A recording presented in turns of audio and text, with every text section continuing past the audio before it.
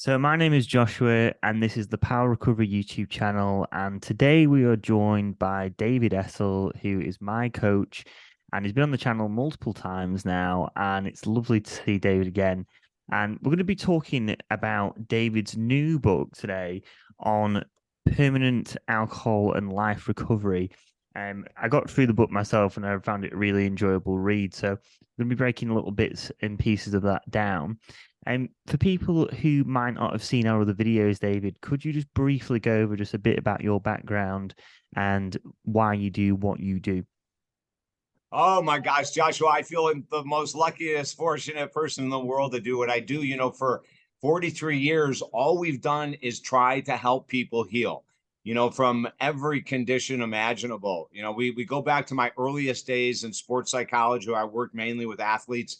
And then when we move forward in life, my career was altered dramatically in 1990, Joshua. I had a failed suicide attempt which opened up the doorway for me to get real with myself and to totally understand that, I had a huge issue with addiction. Now 1990, that's a long time ago, but to come to that understanding, and the only way I really came to get clear in my own head about why I drank so much and why I did so many drugs for 30 years, even as a freaking counselor, for God's sake, right?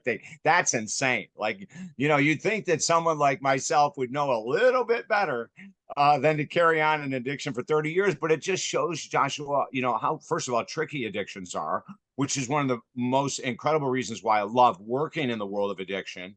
Because, man, oh man, when you do the deep dive and you learn the truth about addiction, the reality of addiction and what causes all addictions, when you get through all the nonsense and the BS, we realize that there's a lot we can teach people that I didn't know. And here's something really bizarre, Joshua.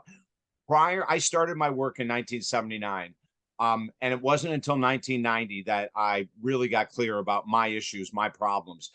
And so from 79 to 1990, I was helping people get clean and sober when I wasn't, which is really an interesting thing. People were trusting, and I'll tell you what, intuitively, they knew I knew what they were going through. They didn't know I was an alcoholic or an addict. No one did. My God, the only person that did was my brother, for God's sake, and he struggled as well. And so we would talk openly about it. But going through and realizing after coming to the understanding that my addiction for 30 years was caused by mental health issues. It was not genetics.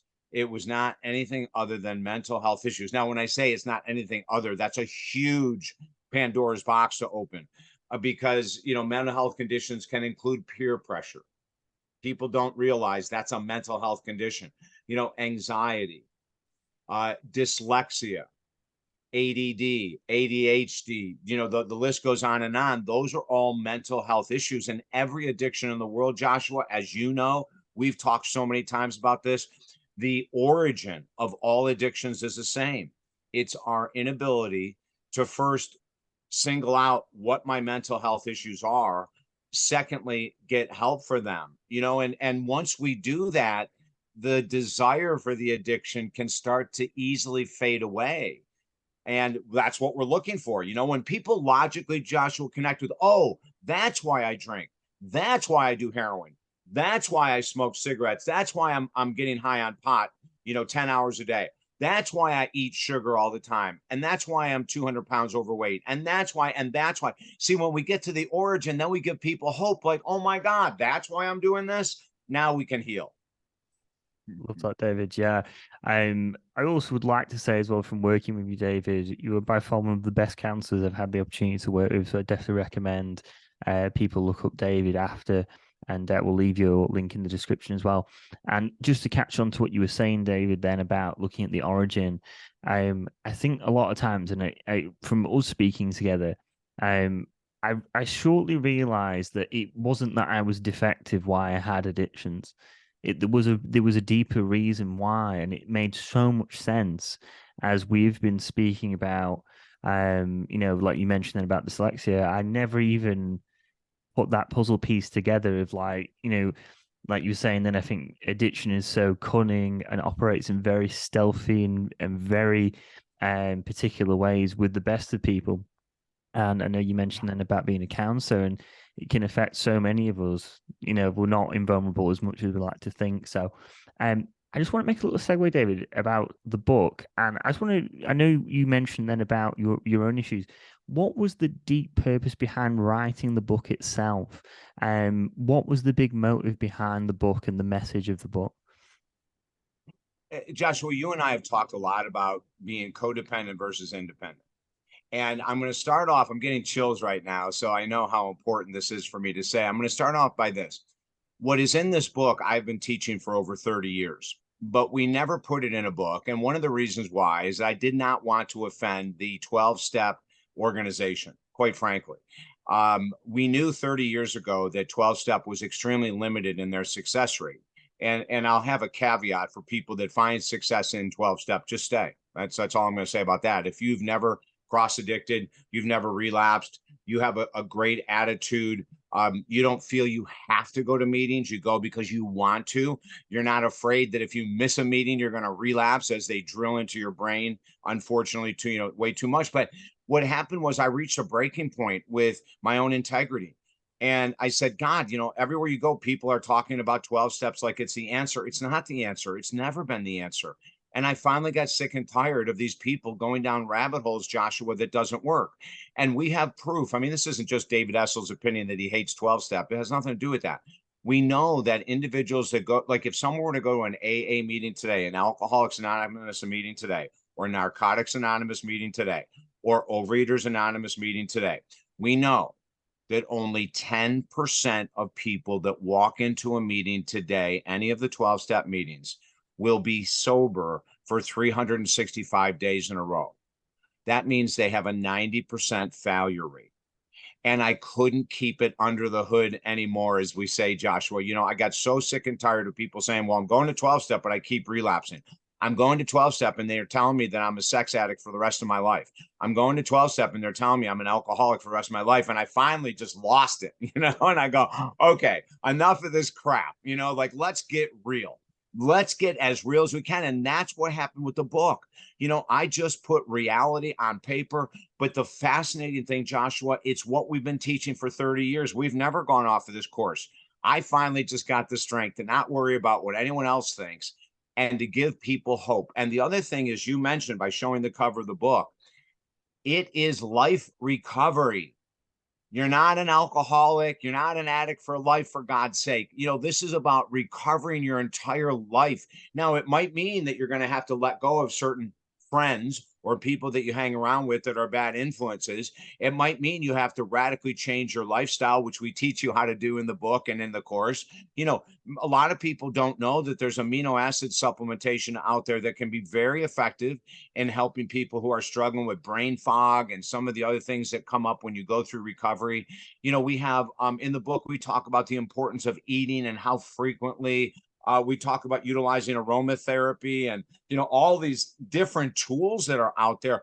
But one of the things we say to people, if you're not using and you're not drinking, why are you saying, hi, I'm David, I'm an alcoholic, I'm an addict? Why? There was one of the most disgusting things that happens all the time in these meetings. One of my clients shared with me about 2 weeks ago, he's a sex addict. He just joined our program to break his sex addiction. He said, I've had several people tell me, along with working with you, I should go to 12-step meetings. I said, great, go. And this is what I want you to do. Anything that is said that you don't understand, write down so you and I can talk about it. Anything that is said that you think is really good, write it down. So that's all I want you to do. Well, he came in the next week, and this wasn't very long ago. And he said, he goes, there's something I struggled with. And I said, what's that? He said, well, I wrote down what the moderator, the leader of the group for Sex Addicts Anonymous said. And he said, I'm Jim. I'm a minister. I was a sex addict yesterday. I'm a sex addict today, and I'll be a sex addict tomorrow. And I just hear that stuff and it makes me cringe, Joshua, And so what I do with my clients is I say, listen, if you want to attend meetings, you can. But first of all, as long as you're working with me and you're not using, you're never going to say, hi, I'm Bill and I'm an addict or I'm an alcoholic. You're never going to say that, And what I learned, and I went to 120 straight 12-step meetings. So for people that are going, oh, he's bashing 12-step, but he doesn't know, BS. I went to 120 of those freaking meetings. Okay. And after about 10, I knew I was in the wrong place. But because I had promised my therapist that I would go to 120 straight meetings, I went. And they were going around at every meeting, you know, hi, I'm Mary, I'm an alcoholic. And I'm going, I am not saying that crap. And all of a sudden, there's a guy two seats down from me, and he goes, hi, I'm Phil, and I'm just grateful to be here today. And I go, now there is a smart guy. And afterwards, we went out, and I said, Phil, I go, I got to talk to you. He goes, yeah. I said, hey, I've been coming to these meetings for a couple months. I've only got about 3 or 4 weeks left. And then I'm not coming ever back again. But I said, I just want to tell you, you opened a new door for me. Like, holy crap. I would just sit there and say, hi, I'm David. And everyone would stare at me and give me dirty looks, you know? I said, but you could just go, hi, I'm Phil, and I'm grateful to be here. I go, thank you. So we teach that kind of stuff, Joshua. You know, we teach it, but the main reason for the book to come out was I'm just so sick and tired of people putting their hope and desires into a program that has a 90% failure rate. And as we've said in the book, and you read it, we've reached out to the 12-step organization and we've said, listen, you haven't updated your teachings in 80 years, for God's sake. Let us help you. You know, and I'm not the only one that knows a little bit more about the world of addiction in 2023 than the 12-step organization does. I mean, Gabor Mate, Dr. Gabor Mate, one of what, you know, I call him a silent mentor. I've never met him. He's never met me, but this guy knows addiction recovery better than anyone in the world. And so I've followed him for years, you know, and I know that Dr. Gabor would help 12-step organization. I know there's a lot of us that would help them update their information and to go from a 90% failure rate organization. Why don't we go for a 50% success rate? They're only at 10%, right? And so again, I'm going to make this disclaimer though.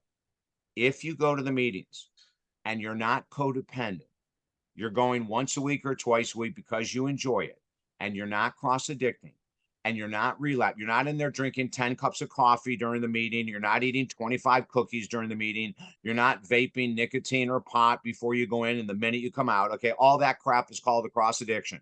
If none of that is in your world and you enjoy the meetings, go to them and grab our book and get updated on the most recent information in the world of addiction recovery, and then you've got it made. Love that, David. Yeah. That's a huge thing, what you were saying. And I know I've mentioned this before, but I find that when you speak, you have a lot of discipline when you speak, that you don't speak in absolutisms. It's only this and it's only that, and you have to do this and you have to do that. You do talk about in the book, really including pretty much as a very inclusive mindset with it.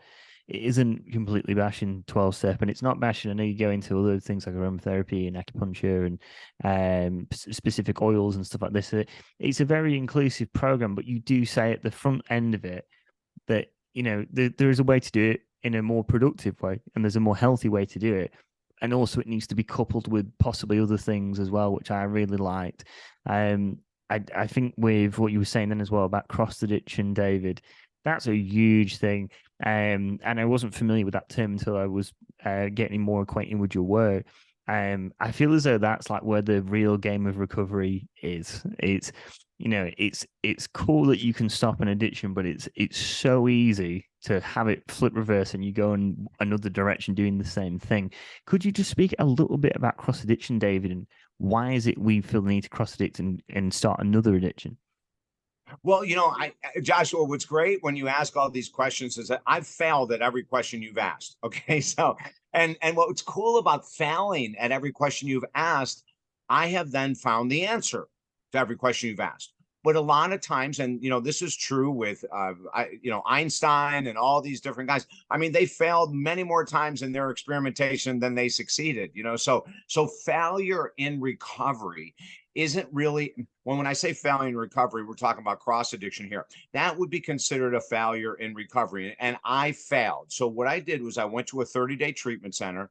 I came out and hired a full-time counselor, addiction counselor, for 52 straight weeks. I knew I had to really commit because I had 30 years of breaking through this damn stuff, and it was hard. My first year, and I tell everyone this, Joshua, was super hard for me. 30 years, you know, I had to deal with unknown anxiety, undiagnosed depression, undiagnosed ADD, undiagnosed ADHD. I didn't know until I had the failed suicide attempt, followed by work with an amazing psychiatrist. I had no idea. No one had ever told me. Since I was a little kid, I struggled with my emotions.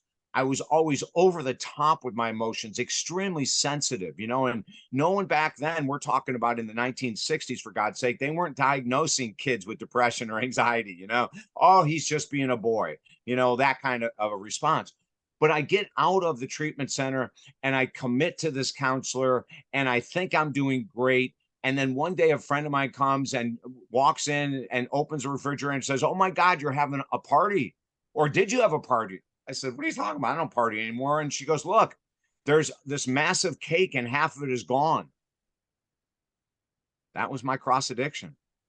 I went from alcohol and cocaine directly to massive amounts of sugar. And Joshua, I mean massive amounts. You eat a half a cake a night, you are consuming huge amounts of sugar. And then what that does for the adult brain, sugar can have the opposite effect on the adult brain than it does on the undeveloped brain of a child. Many children, when they consume sugar, become hyperactive. Well, the opposite happens with most of us when it comes to a matured brain. And that means that when you consume X amount of sugar, it becomes a relaxant.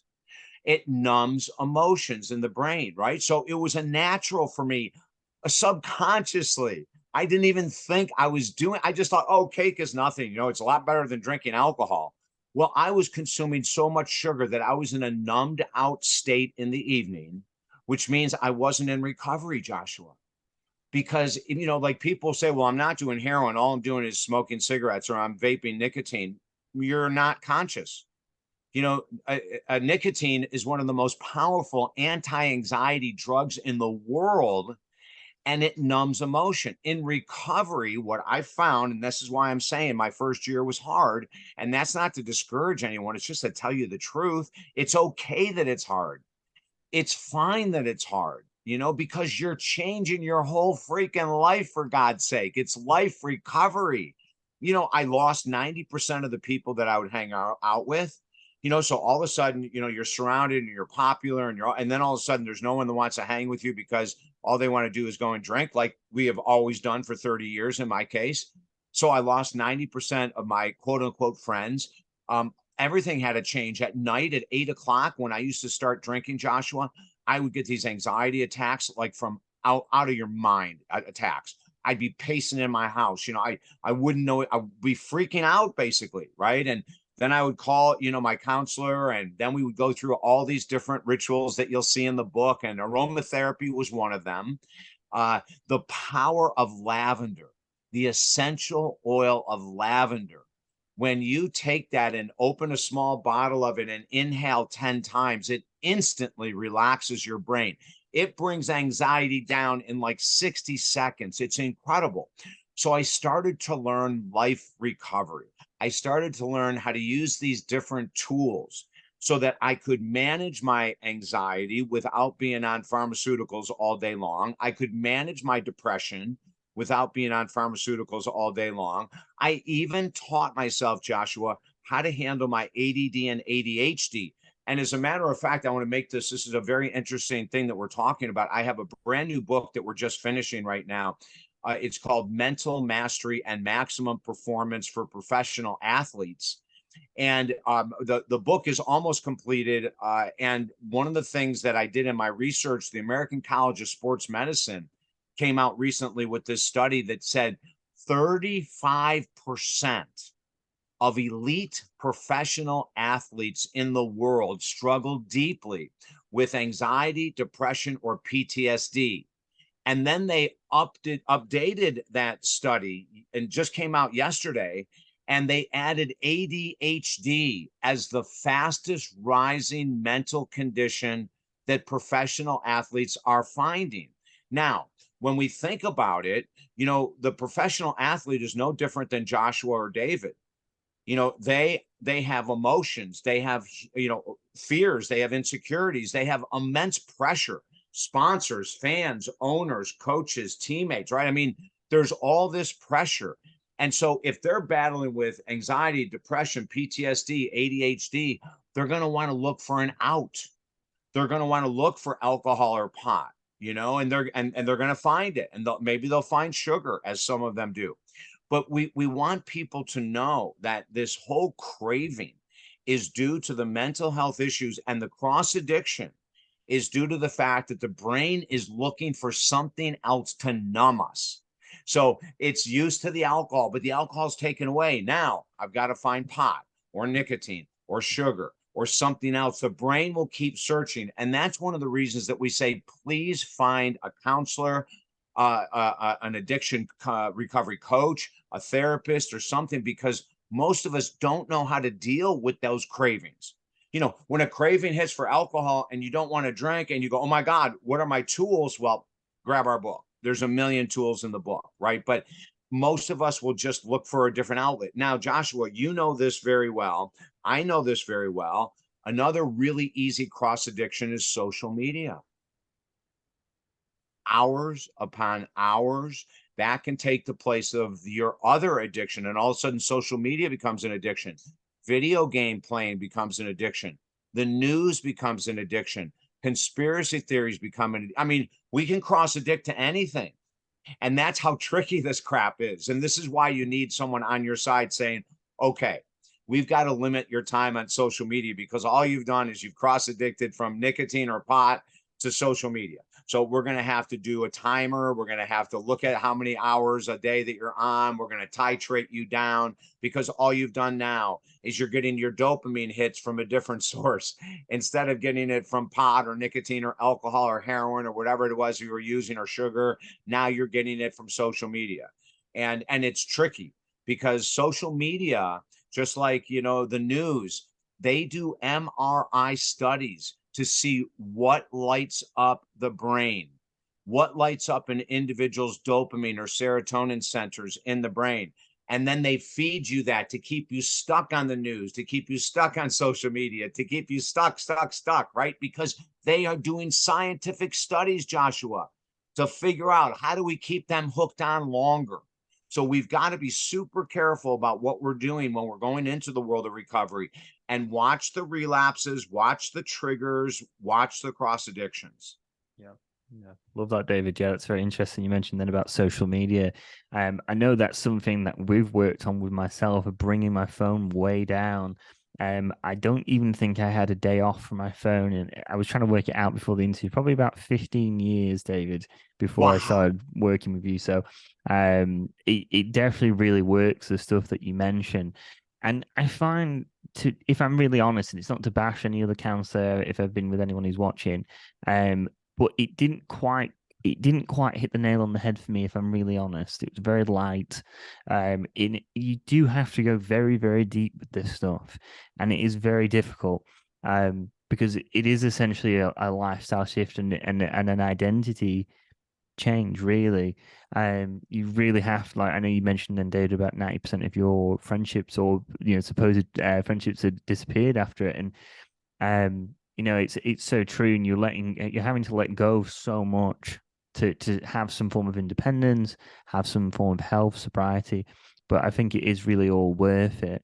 And also, just to mention, I think as well, when I first started looking at addiction recovery, I thought, when I heard about like healing and emotional health, got it, that's it. And I originally thought, when I first learned about it, it was, you're going to be invulnerable, like you're going to be like totally invincible now. You've got all the healing stuff. And really, and I know David talks about this in your book as well, it's more so you're trying to manage your emotions. It's not to say that you don't have anxiety, or you don't have moments of depression, or sadness, guilt, shame, but you have the coping skills necessary to deal with them. And I love the term life recovery, David. That is a really, really interesting way of putting it. Someone reclaiming their life.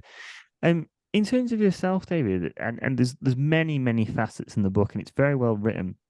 I like the way that you've like numerically put numbers on everything as well, and everything's listed very neatly. A few bits in it. I know in chapter 7 particularly, you go into a lot of the tools. I know which you've mentioned now. A little bit later on in the book, you go on about service to humanity, and I wonder if you could just maybe talk about that for a little bit. That I think, as addicts, when you're in the midst of multiple addictions all at the same time, when you've got no support and you're in, the slump of it and everyone else, you're getting all this validation from other people, whatever it is, I think anyway, can become quite selfish and quite self-centered because it's all about you. It's about you getting your addictions. It's about pleasure for you. How does service for humanity play into addiction recovery? Yeah, Joshua, that's a beautiful question, and what I want to first mention is the dry drunk syndrome that many people aren't really familiar what it means. You can quit your addiction, but if you don't go into a life recovery program, then you'll still carry the characteristics that you're mentioning: self-centeredness, arrogance, impatience, irritability, all of these traits of the addict or alcoholic, we will carry if we don't do what we're going to talk about next. We'll carry into our lives and into the lives of those people around us, even if we've quit the addiction itself. I mentioned in other books, and I've mentioned it in many videos, I worked with a guy with 17 years of sobriety. He bragged about, how 12-step had changed his life, but his wife was going to divorce him because he was angry as hell all the time. And, he came in bragging about 17 years of sobriety and how the meetings have totally turned him around. And so I asked him about his relationship with his wife. He was honest. It sucked. He's mad at her all the time. I asked him his relationship with his children. He said, all my kids are a pain in the butt. He was angry. He was a dry drunk. So how do we get out of those personality characteristics of self-centeredness, arrogance, impatience, irritability? Like how do we get out of that? And one of the ways is by giving back.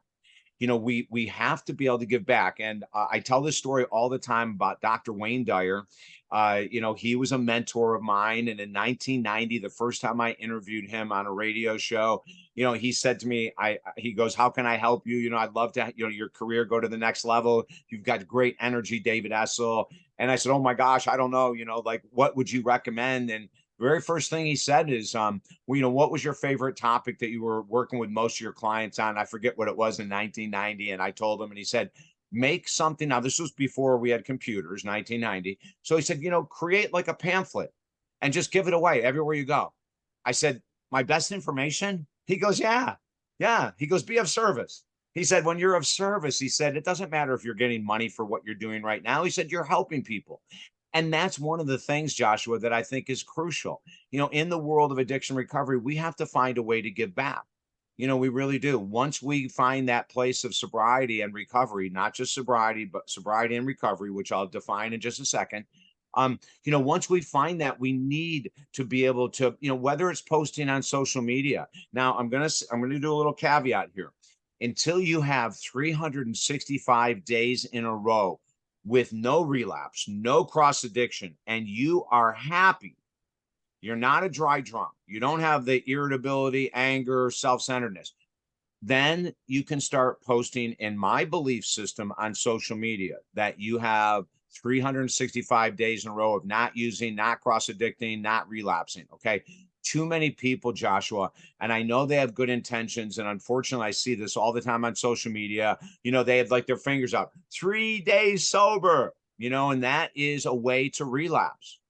That's one of the fastest ways to freaking relapse. And I'll tell you why.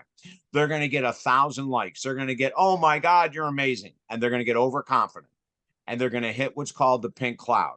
And the pink cloud is when you think you've really got your crap together and you're 3 days freaking sober. Give me a break. And I'm so sorry if this hurts someone's heart. I don't care if you're 60 days sober. I don't care if you're 6 months sober. Until you cross over that year, you're not in recovery in our book. You're in sobriety, but you're not recovering. Once you pass 365, no relapse, no cross addiction, now you're in full blown recovery. And that's when we should start posting. And now the other thing I want to mention, though, is that, if we're going to be real, if we're going to be honest when we're on social media, we can't just post that, it's been the easiest 365 days of my, I've never met anyone who told me after a long-term addiction, it was the easiest 365 days ever. So, talk about reality, talk about how you've had to change friendships and that it's been a good move, talk about it from a positive perspective. And then let me really quickly just make this differentiation between sobriety and recovery.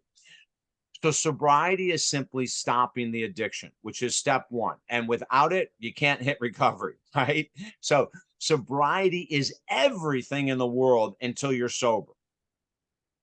And once you're not using and you're not cross addicting and you're not relapsing, now you're heading towards recovery. But in recovery, and this is a mind blowing statistic to try to get your mind to follow, sobriety is only 10% of recovery. And then 90% of recovery is learning what we've been talking about, emotional regulation, which is one of the biggest things, Joshua, you and I talk about all the time in our work together. And we talk about it in the book, to be able to handle situations with the correct emotion is hugely important. And for most of us alcoholics and addicts, it's a massive tool to learn. I mean, we're used to using and doing and saying stuff that is so bad, so wrong, so whatever, and we've got to get used to, how do I live life now so differently? So again, sobriety is everything until you're sober. And then life change, which is the title of that book, that's recovery. And that becomes 90% of your work.